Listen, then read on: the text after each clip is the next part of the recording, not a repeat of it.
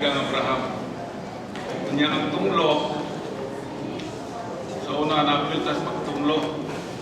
Pasalamat nga adunay Kristo nga nagluwas nato gikan sa pagkailanom sa paglawanan ni Satanas may sawa. Salamat kay sa atong patulunan nga ang mensahe nga ang Ebanghelyo isang iyaw pinagi kang Abraham. Salamat Panginoon sa kadawat kita ng panalangin. Ang panalangin, ginot, may pinao no? O, sa material, panalangin, ginot yun. O sa espirituhanon Panginoon, ginot pagyapon. O, ang material na panalangin, isukod na sa Diyos malak sa iyang gusto. Pero unahon na ito ang espirituhanon na igsoon. Dawat na Kristo nga patuod nga panalangin. Unas pa ni Malay, kadudong ta sa ulang mga igsoon nga namulong nga maluwas unta ang tibok panimalay na igsoon.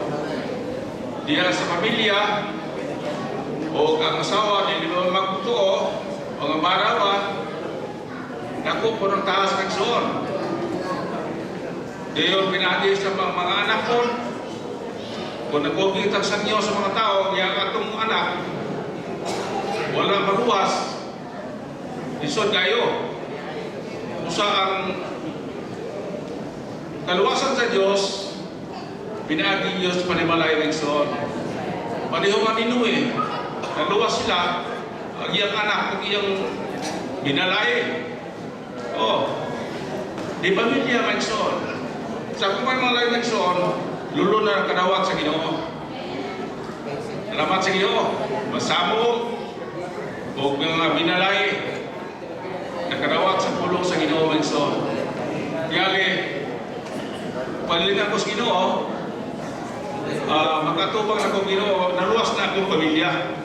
Oh, wala na ikatutubang.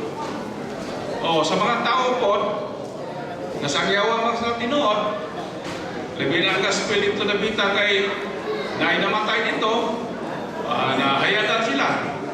O, pinati sa mga igsoon, gamit sa pagsangyaw sa Ebanghelyo.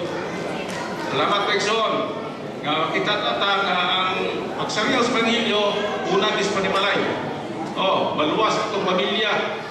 Diyo, sundan na ang mga tao nga wala pagkadawat ng Kristo magsuon. Muna itong taas sa Ginoo. Amen. Hallelujah.